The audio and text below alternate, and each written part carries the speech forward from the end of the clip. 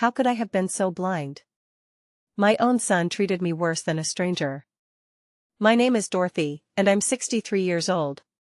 I dedicated my entire life to raising Ethan, my only son, after his father died in a motorcycle accident when Ethan was barely 3. I never remarried, deciding that my main goal was to raise him to be a decent person, even if it meant working tirelessly, cleaning other people's houses, and ironing mountains of laundry. Tiredness? Humiliation? It didn't matter.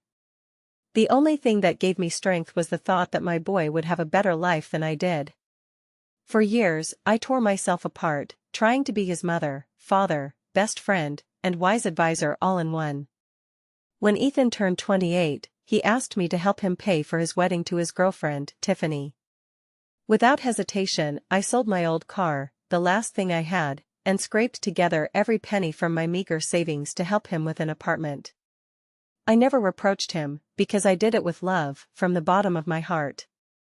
I believed that one day he would thank me for everything. But that never happened.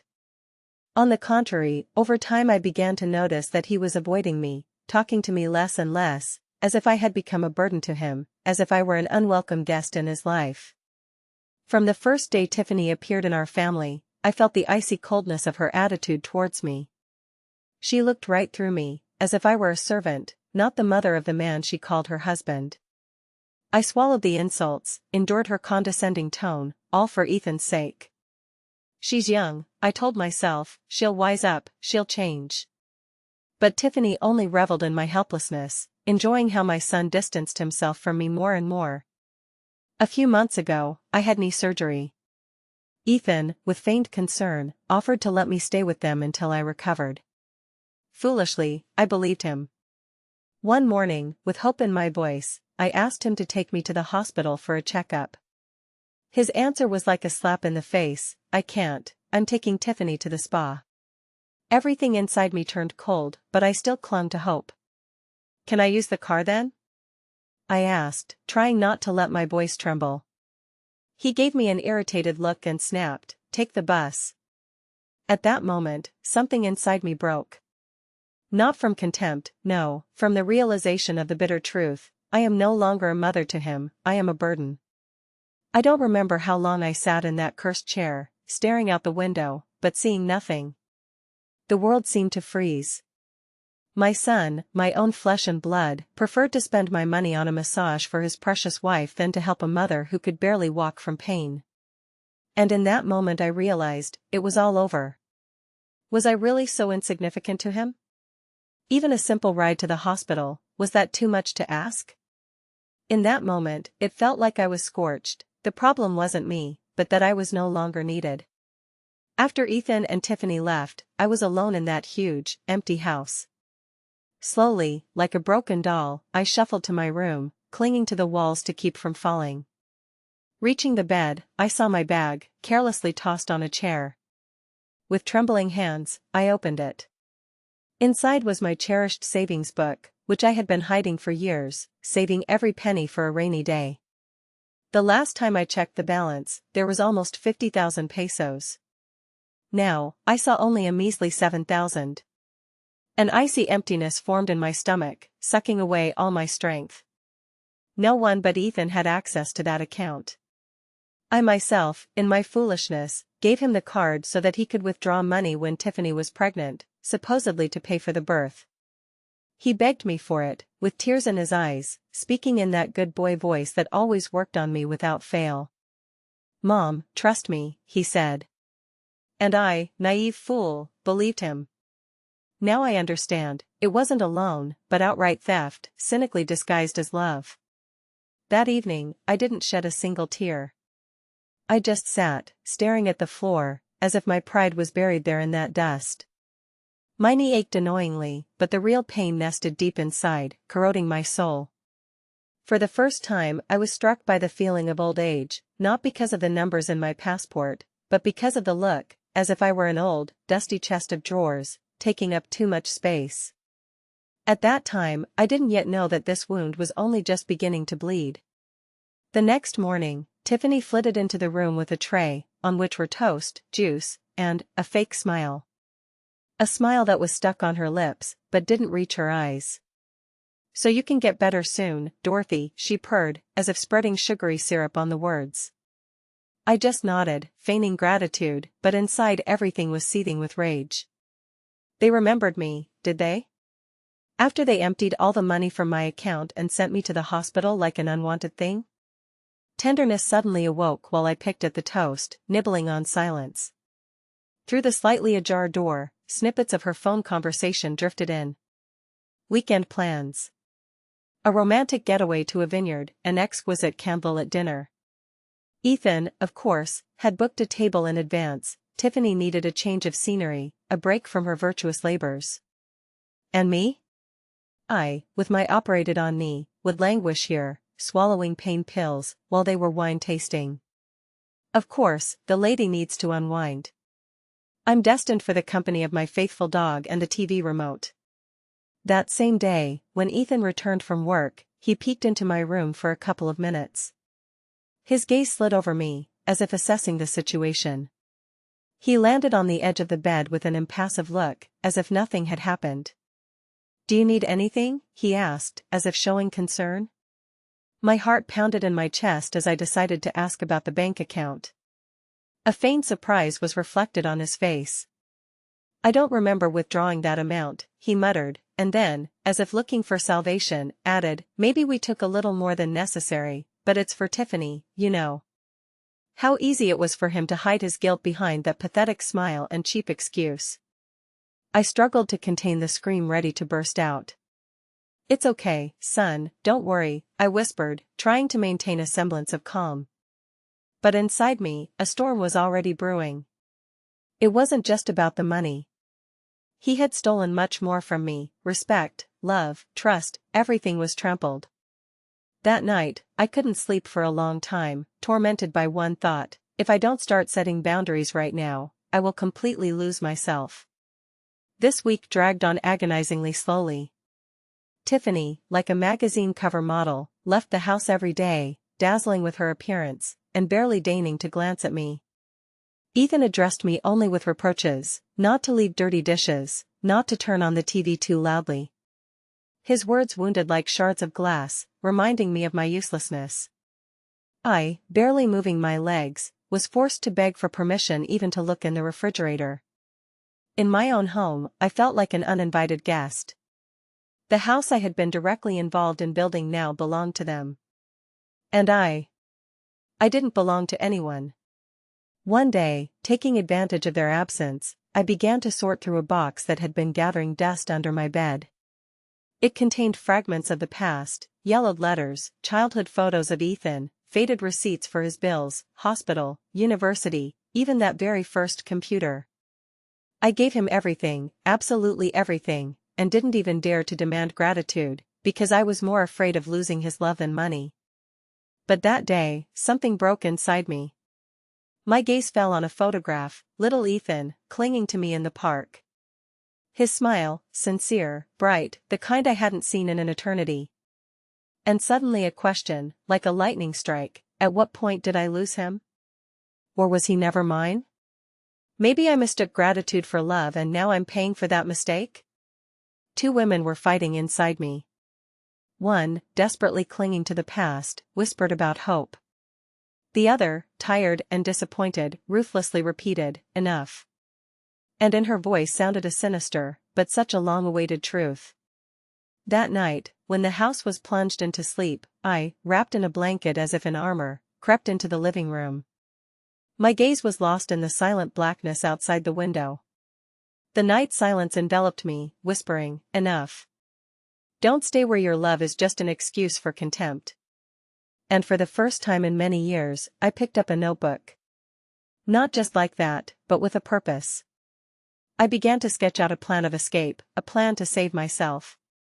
After all, to love is one thing, but to allow yourself to be trampled on, hiding behind love, is quite another. The dawn of the next day found me on my feet before everyone else. I, as usual, made coffee, but this time I drank it alone, in the yard, where no one could see my hands trembling.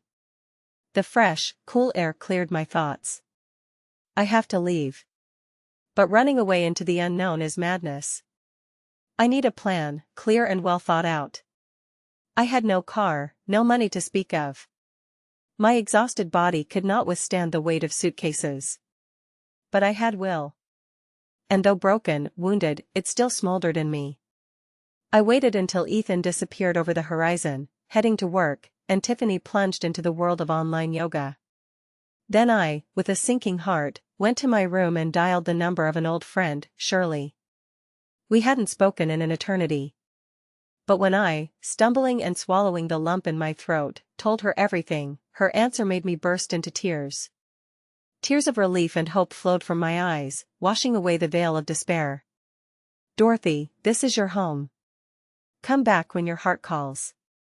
You don't need anyone's permission to be respected." These words on the phone became like invisible, but such necessary hugs, returning the feeling that somewhere I am truly valued.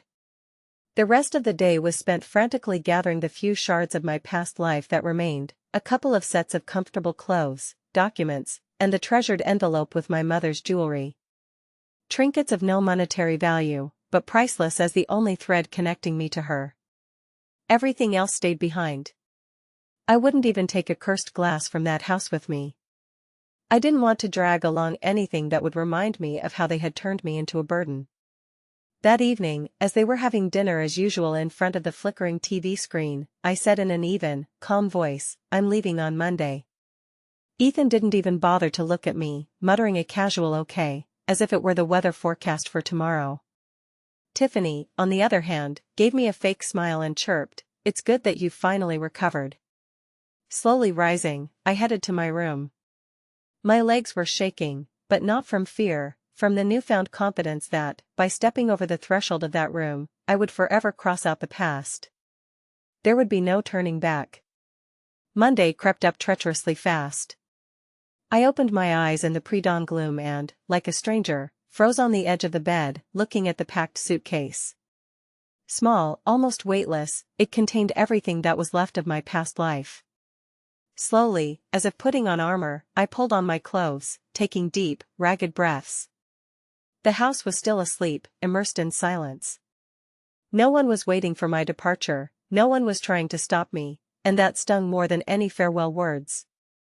In the kitchen, I left an envelope on the table with a bank card that held only wind and a short note, "Thank you for everything. I'm leaving to find peace and quiet. Dorothy." I didn't sign Mom, they had long ceased to see me as a mother. Before leaving that house forever, I took one last look at the living room, the room where my son's laughter once rang out, and now only a crushing silence reigned. With a strange, detached calm, I closed the door behind me. Shirley was waiting for me on the corner. Her embrace was so tight that I felt my bones, it seemed, reassembling. We were silent all the way. Only once did Shirley quietly say, "You're not alone, Dorothy. This is the beginning of your new life." I just nodded in response, swallowing the lump in my throat, not allowing tears to escape, not for those who didn't appreciate me. I stared out the window, watching the streets rush by. Each traffic light, each pole, like notches in memory of the past that I had finally gotten rid of.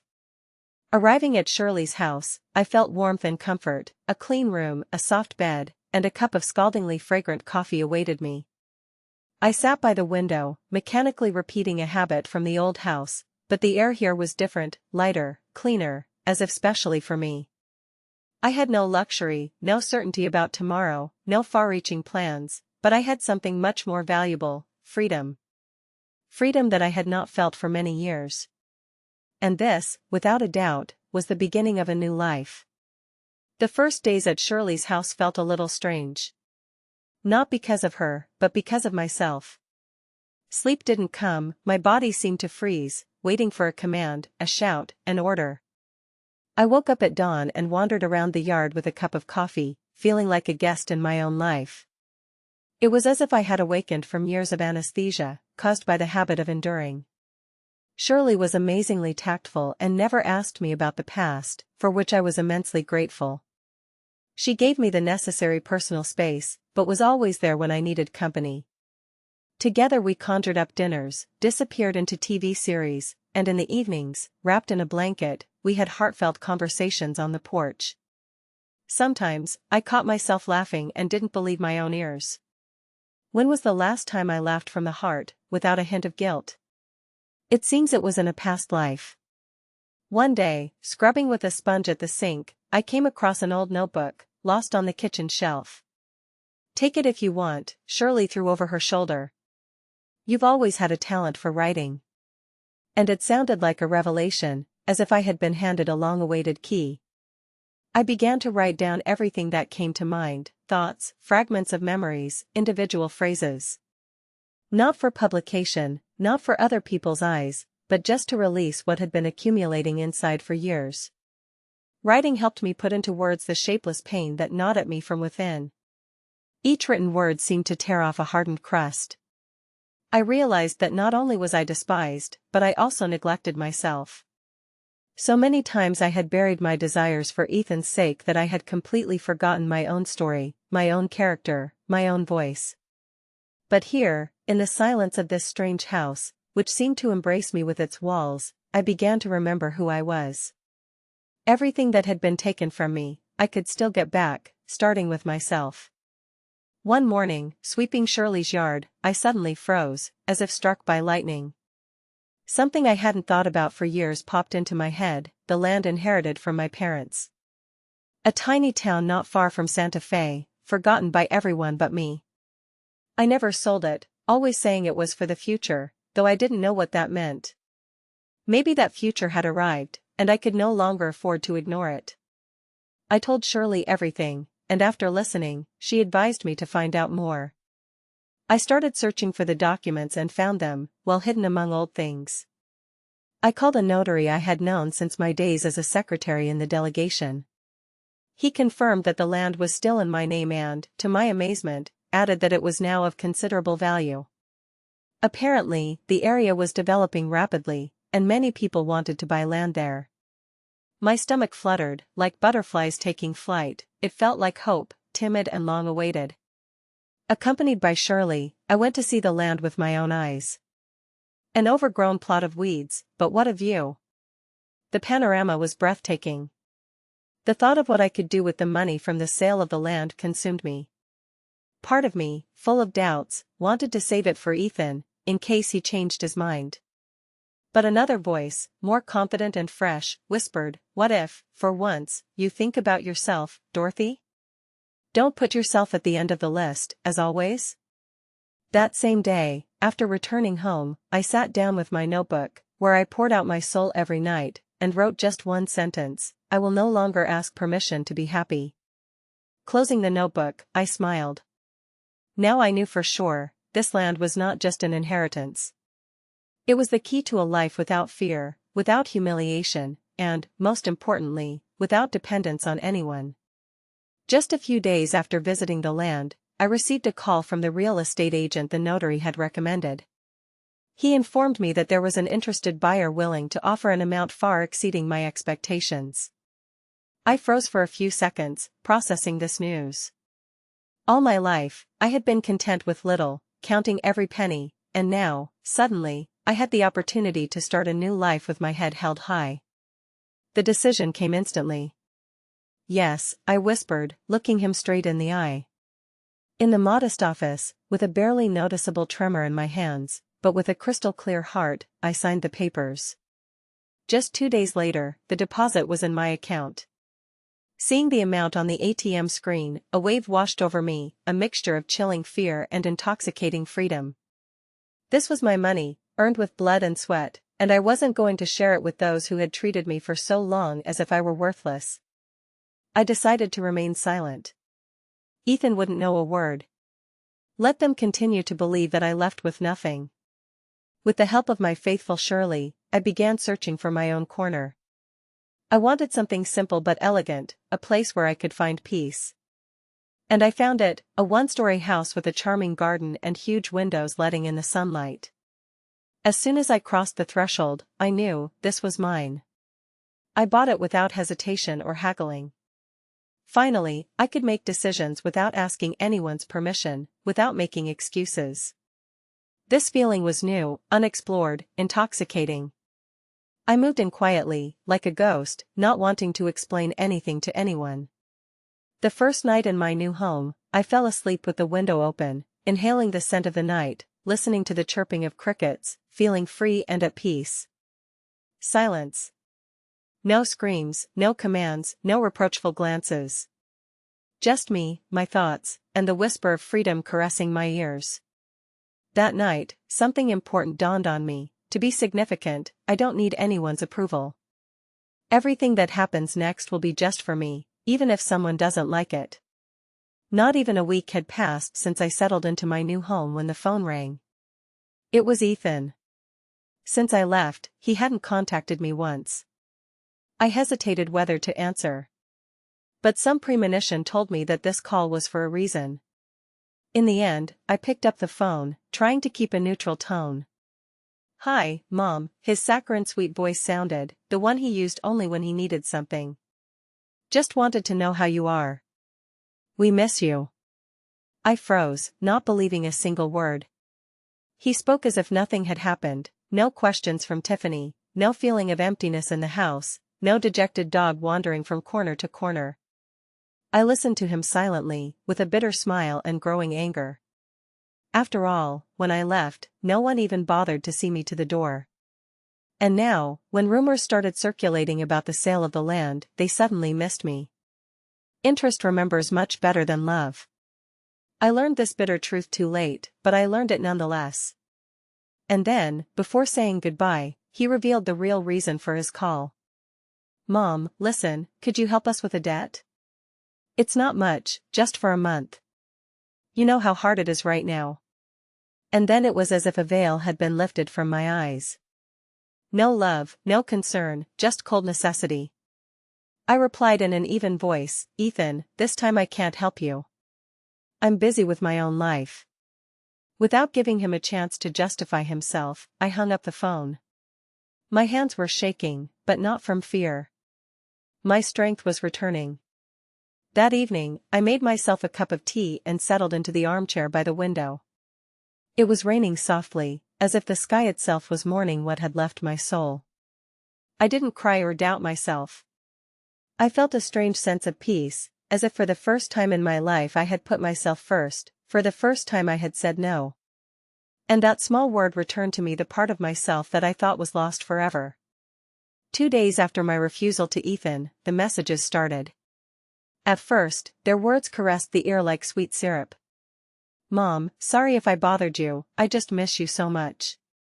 Then, a persistence crept into the voice, the tone becoming demanding. "You can't just disappear from my life. At least answer me, I deserve that." And then came a torrent of venomous reproaches, burning like acid. "After everything I've done for you, you repay me with such black ingratitude?" I stared at the phone screen, numb, feeling the sticky tentacles of the past reaching out to me again, trying to seep into my life. Even Tiffany got involved, joining this dirty game, writing from an unknown number, "Dorothy, we understand that you're hurt, but you can't live with resentment your whole life. We're family." Family, what an empty, false word when it's only spoken to pull you out of your world, when it suits them. I closed my eyes, took a deep breath, trying to calm the tremor. No, I won't fall for that trick again. It cost me too much to crawl out of that hole. Emotional blackmail will no longer find fertile ground here. That same evening, there was a knock at the door. Ethan stood on the doorstep, a bag of fresh sweet bread in his hands, and a guilty, puppy dog expression on his face. He looked at me pleadingly, asking to be let in. I said firmly, "No." He begged for a conversation. I cut him off. "We have nothing more to say to each other." Fury raged in his eyes, cleverly hidden behind a mask of grief. "Is this it, just, the end?" His dramatic question sounded. "This is the end of what you destroyed," I replied, trying to keep my tone even. Clicking the lock, I left him outside the door. No tears were shed. But inside, everything was contracting with pain. How could it be otherwise? This is my son, Ethan, the child I held in my arms, whose feverish nights I illuminated with lullabies, for whom I strained my back, working tirelessly. But he is also the man who betrayed me in my moment of weakness, who trampled on my devotion, who saw in my love only a bottomless ATM. And if the price of my regained dignity is this pain, I am willing to pay it again and again. On Sunday morning, a persistent ringing at the gate woke me from my semi-sleep. Looking out the window, I saw a giant bouquet of flowers at the gate. At first, I thought it was a mistake, but in the very center of the arrangement, I noticed a card on which was written in large letters, "With love, your son Ethan." I stood frozen before these flowers, as if they were whispering something to me in a foreign, unfamiliar language. My heart told me, this is not a gesture of love, but only a skillfully disguised noose, an attempt to drag me back into the old bondage. No word in response, no call, no thank you. I took this bouquet straight to the trash can, placing it on top of scraps of mandarin peels and yesterday's cold coffee. The click of a phone camera, a photo of the discarded flowers, next to it a crumpled card. And a short message to Ethan, "Please don't. This is my final answer." In an instant, the phone is exploding with his calls. But I remain silent. My world is not for sale, especially not for poisoned flowers. That same night, a message came from his wife, "Dorothy, you're acting disgustingly. You're breaking your son's heart. What kind of mother does that to her own flesh and blood? The least you could do is forgive and return to your place." My place echoed in my head. There, my place, in the corner, in silence, in unquestioning obedience. But that place no longer exists. Thank God, it doesn't. I destroyed it, with every firm no that escaped my lips in response to their manipulations. I didn't burn with malice, blocking their numbers. I was simply putting my well-being first. Cinnamon tea warmed me as I, wrapped in a blanket in the armchair, poured my soul into a notebook. In the past, when I served them, I had no voice. And now? Now I choose myself. And for that, I am branded as cruel. Closing my eyes, I finally felt the long-awaited peace. I knew that this was not the end, but the main thing is that I am no longer that broken puppet. No more sweet talk and empty promises will make me doubt myself. I know my worth and I won't let anyone underestimate it. But the calm didn't last long. After a few days, anxiety crept into my heart. A neighbor, looking worried, told me about a stranger who was hanging around my house, parking across the street. I brushed it off, didn't attach any importance to it. It was before that fateful morning when, on my way to the market, I saw him. Ethan. He was sitting in his car, and as I drew level, he lowered the window. His smile was strained, crooked. "I just wanted to make sure you were okay," his voice sounded. But there wasn't a trace of concern in his eyes.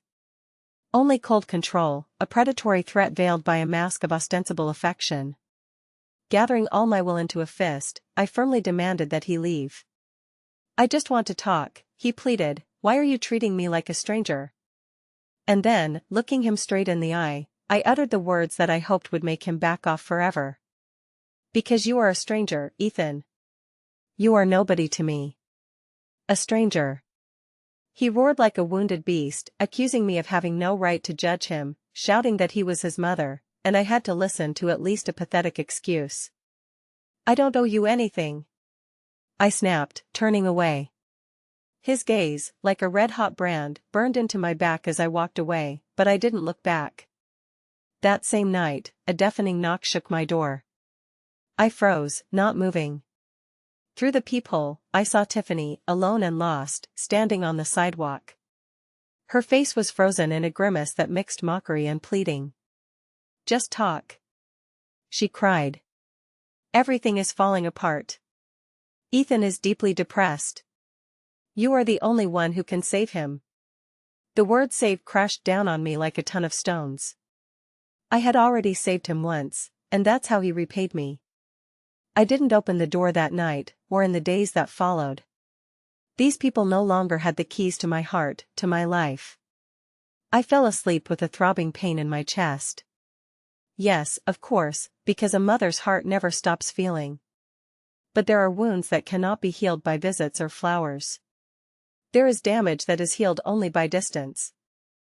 And I left not out of a desire to punish. I left to survive. They just can't understand. They never saw a person in me, only a soulless wish-fulfilling machine. After the last desperate attempt to reach their hearts, I realized it was time to put an end to it. As if freeing myself from chains, I dialed the number of the lawyer that Shirley had recommended. And I told him everything from the bottom of my heart.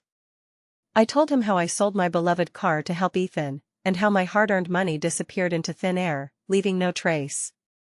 He listened in silence, only occasionally marking something in his notebook. In his gaze, there was sympathy and understanding. When I finished, he looked me straight in the eye and said, "From a legal point of view, you are protected, but you will have to go all the way. Are you ready for this?" There wasn't a trace of doubt in my voice. "I'm already at the bottom. Now I'm only going to rise." And we started to act. We re-registered everything that was still in my name, the house, the bank account, the documents. I made a will. I wanted to be sure that if something happened to me, not a single thing, not a single penny would go to those who saw me only as a walking ATM. As the beneficiary, I specified a shelter for elderly women in desperate situations. This cause has always been in my heart. This decision brought me long-awaited peace, because I knew that my story would not be repeated with another silent woman. The lawyer helped me examine the statements from my old bank account. And there it was, proof. While I was recovering from the operation, Ethan was transferring money. All of it, in his name, without my permission. Everything became crystal clear. I wasn't crazy, I wasn't exaggerating. I was robbed, not by force, but by trust. And that, hurts much more. The lawyer suggested reporting him to the police. I fell silent, thinking. I don't know if I can bear to see his face in the courtroom. But the very thought that I have such an opportunity already brought relief. That night I went out into my garden with a glass of red wine. Under the starry sky, I felt, here it is. What no one will ever be able to take away from me, my own decision. There was no longer that quiet, submissive woman, ready to endure everything for the sake of love. Now I am Dorothy. A woman who has her own story, her own scars. But now I also have strength. I realized that you don't always have to shout to protect yourself. Sometimes it's enough to just close the door, sign the necessary papers, and move on. Without looking back. On that fateful Friday, a phone call from the law office pierced me like a knife. Ethan, in a frenzy, showed up there, demanding some information. Some benevolent friend, most likely a mutual acquaintance, leaked him information about my asset protection measures. Rage boiled up inside me, not a cowardly tremor, but a searing anger. When they don't need you, they ignore you. But as soon as you stop being a resource for them, they pounce. That's his rotten logic. That same night, like a shadow, Ethan surfaced from another number. This time I answered. Not out of a sense of duty, long buried under a layer of resentment, but to once and for all knock the idea out of his head that I am afraid of him. His voice was laced with agitated, nervous tension. He blurted out, asking if I was really going to leave him with nothing, that I was his mother, and therefore obligated to help him. I replied slowly, each word measured, with an icy calm that even surprised me. I am not obligated to support someone who has only used me, Ethan, and certainly not someone who has stolen from me. A heavy, oppressive silence hung in the air. Then, a storm broke loose. I was a bitter person, raising him only to abandon him, that I must have lost my mind. He spewed curses, without a trace of remorse, not a spark of regret in his voice. Just the venomous hiss of a snake, stung by having its prey taken away. I listened to his words, and not a single tear rolled down my cheek, no pleas escaped my lips. Finally, my voice rang out, as firm as steel, "This is the last time you hear from me as a mother. From now on, all communication will be through my lawyer. And if you try to harass me, I will stop at nothing to protect myself by law." With those words, I ended the call. No trembling, no tears, no desire to crawl into bed, racked with doubt. I brewed myself a strong coffee, threw on my favorite silk robe, and immersed myself in reading. In that moment, something important dawned on me. Sometimes cutting ties with a son is not selfishness, but an act of self-love, a desperate necessity to save oneself. And if this decision hurts him, it is only because, for the first time in his life, he will have to face the bitter consequences of his callousness and ingratitude. Several agonizing weeks passed since that last conversation. Not a single sound, not a word from Ethan, nor from Tiffany. Nor was it needed. My life, like a river, had changed course, flowing in a different direction. Every morning I woke up without anxiety, without a sticky sense of guilt, without suffocating requests disguised as affection. I signed up for painting lessons at the local community center and, for the first time in years, felt my hands creating beauty, and not just serving someone else's needs. Painting became my healing, my salvation. Each brushstroke is a breath of fresh air, each color a flash of hope in the utter darkness. As I was leaving the university, I ran into one of Tiffany's regulars. She glanced at me appraisingly, from head to toe, and drawled with a venomous smile, "Dorothy, you're simply blossoming. Where has your modesty gone?" I smiled calmly in response. Modesty, darling, is not a reason to let people walk all over you. Right now, I only have what I need, but I have a whole world. And I wouldn't trade it for anything. Her face reflected astonishment. She seemed to have never expected to hear such firmness from me. Soon after, rumors reached me about Ethan and Tiffany's financial problems. It turned out they had to sell their car, and Ethan quit his job, unable to handle the stress.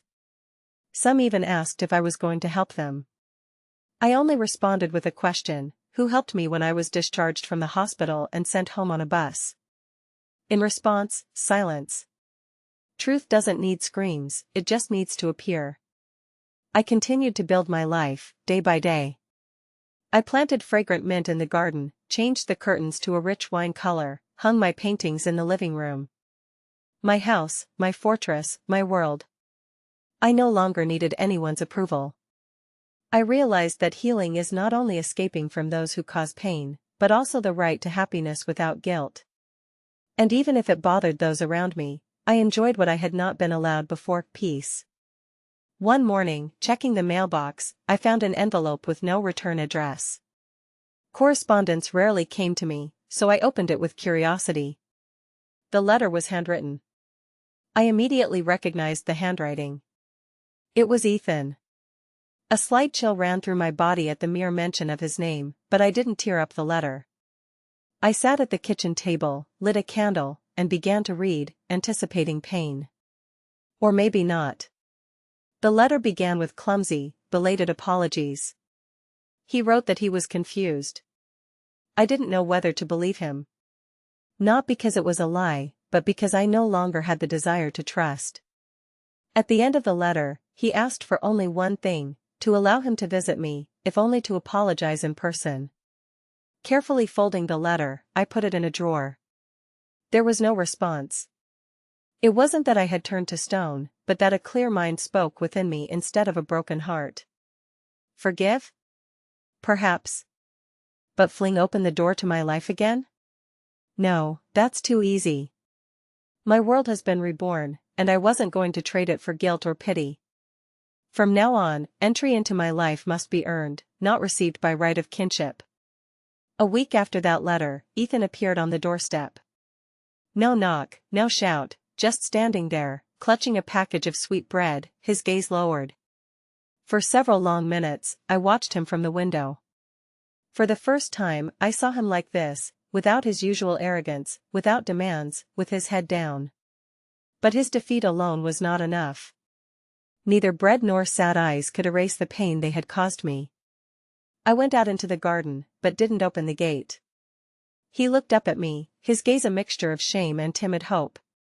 "I just want to talk to you, Mom. I didn't come to ask for anything. Just to say I'm very sorry." I remained silent. A lump formed in my throat, but not from sadness. More from all the times I had chosen to remain silent, even while loving. But this time I wasn't going to swallow my words. I replied to him not angrily, but with unwavering resolve: "Listen to me carefully, Ethan. Your regret is belated, but I won't mock it. Just know, my door is no longer open to everyone. Ethan, his eyes brimming with moisture, merely nodded. He whispered that he understood. He accepted all the consequences. He had lost a lot, he admitted, but the sharpest pain was losing me. Can I write to you? He asked. Just send letters, without expecting a reply? I allowed it. Yes, Ethan, you can. Because even though there was no longer a place for him in my life, I didn't want to erase him completely from my memory. Sometimes distance is also a form of love. The most painful, certainly, but also the most healing. When he left, I stood on the porch, watching his retreating figure. I felt neither relief nor elation, but no guilt either. And that in itself was a miracle. I realized, finally, that not all doors have to be opened again. Some close forever. Not out of pride, but out of respect. Out of respect for what every mother deserves: peace, reciprocity, and a life where no one forces her to choose between love and the right to be loved. The day I finished painting the last wall in my living room, I felt like I had come full circle. Every corner of my home breathed me. My colors, my plants, my favorite moments of silence. For the first time in my life, I lived in a place that was neither borrowed, nor temporary, nor dependent on someone else's will. This house may have been small, but it was mine. And that was enough. I opened a savings account in my name, creating a fund specifically for travel. Yes, for travel. Because despite my 63 years, my heart began to flutter at the thought of the sea, of villages fragrant with fresh bread, of the wind playing with my hair without asking permission. I decided that every December I would travel to a new place, even if it was nearby. I was no longer going to wait for someone to decide when I deserved a break. In addition, I started writing short notes for women my age, life stories, advice, reflections. Start a blog so that more women who are going through the same thing as you can hear your voice, a neighbor suggested. And she was right. Soon, letters started arriving from all over the country. Women wrote that they recognized themselves in my stories, that my experience had given them courage. I wasn't striving for fame, no. My deepest desire was only one thing: to be heard, because that was what I had always lacked. And as life went on, I found comfort in simple things, carefully tending to my flowers in the garden, enjoying fragrant coffee with cinnamon, and laughing heartily in the company of new friends. I no longer felt old or broken. On the contrary, I felt fullness of life because I realized, freedom, even if belated, still comes. And when it timidly knocks on your door, you need to throw it open without a shadow of a doubt, even if it hurts. After all, the world also demands sacrifices, but it's worth every tear left in the past. Today is Sunday. A candle flickers quietly in front of my altar in the room, not just a ritual, but a sign of my deep gratitude. Gratitude to myself, for enduring so many trials, and especially for finding the strength to say the long-awaited enough. The path here was thorny and difficult. But every step, no matter how painful it seemed, led me to this quiet haven, where I can finally breathe freely, without feeling the oppressive guilt of simply living. I left clear instructions to my lawyer. When my life's journey ends, my house will pass into the safe hands of an organization that helps older women find a second chance and start over. And may my modest gift become a beacon of hope for them in this difficult world. I want to share my story so that everyone who has lost hope understands. It's never too late to start over, there is always a way out, even if it seems like all the doors are closed forever. No one will tell my story better than me. I have suffered it with every cell, and it is my right. Ethan still writes to me every month. Sometimes I find the strength to read his letters, sometimes I don't. Sometimes I tear them up without even opening them. Not out of malice, just because I no longer need to stir up old wounds that have finally begun to heal. I don't hate him, but I'm not going to forgive him either. He knows perfectly well what he did.